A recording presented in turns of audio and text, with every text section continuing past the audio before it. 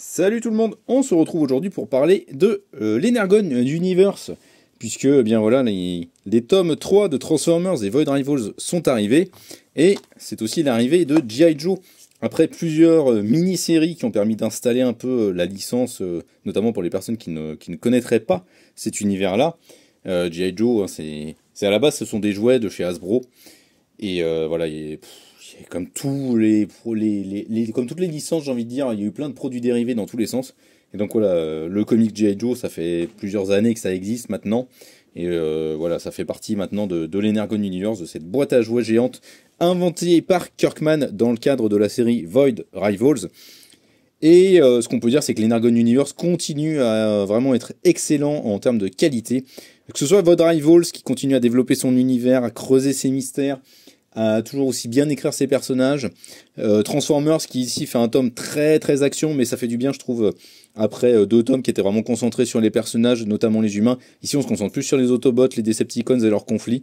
C'est vraiment un tome qui défouraille, et puis au niveau des dessins, comme d'hab, Jorge Corona il défonce tout je trouve, franchement, il prend bien la relève de Daniel Warren Johnson. Il y a des liens qui se tissent au fur et à mesure avec les autres séries, mais le Transformers de Daniel Warren Johnson reste quand même un peu dans son coin.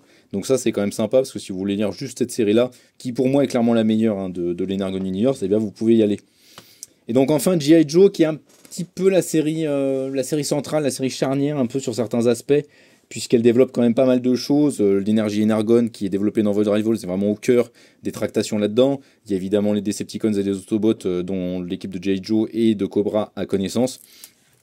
Et donc on est vraiment sur un récit 100% action, 100% bourrin, dans l'esprit de Duke, mais avec des persos qui sont attachants. Ça rappelle en fait les bonnes séries B, j'ai envie de dire, des années 80, il y a de la punchline. Au niveau du dessin, ça défonce quand même vraiment beaucoup, parce que Tom Reilly, il assure. Jordi Belair à la colorisation, lui fait un travail aussi qui est assez fou furieux. Donc voilà. C'est vraiment très très cool, très très bonne série d'action, et puis au global vraiment un très bon univers avec l'Energon Universe qui se met en place, qui se développe de plus en plus, vraiment par addition à chaque fois on découvre des nouveaux trucs, des nouveaux éléments, donc c'est vraiment très très chouette je trouve, ça marche vraiment vraiment très très bien. Et donc voilà, G.I. Joe c'est clairement pas un univers qu'on connaît en France, donc c'est un peu une prise de risque de la part d'Urban, et je trouve ça cool qu'ils osent publier ça, qu'ils osent publier toutes ces séries ensemble. Donc voilà, l'Energon Universe, si vous n'êtes pas ajouté encore dessus, il y a une vidéo explicative sur le concept. On a fait si vous commandez G.I. Joe, il y a un print qui vous est offert sur Excalibur Comics et dans toutes les autres librairies du Comic Shops Assemble. Hop, si je mets bien. Donc voilà, c'est vraiment chouette, et le print vous est offert dès l'achat du tome de G.I. Joe avec le code YOJO, tout simplement. Et puis voilà.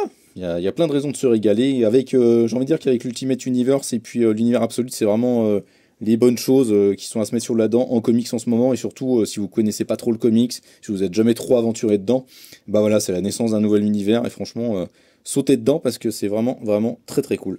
Ciao!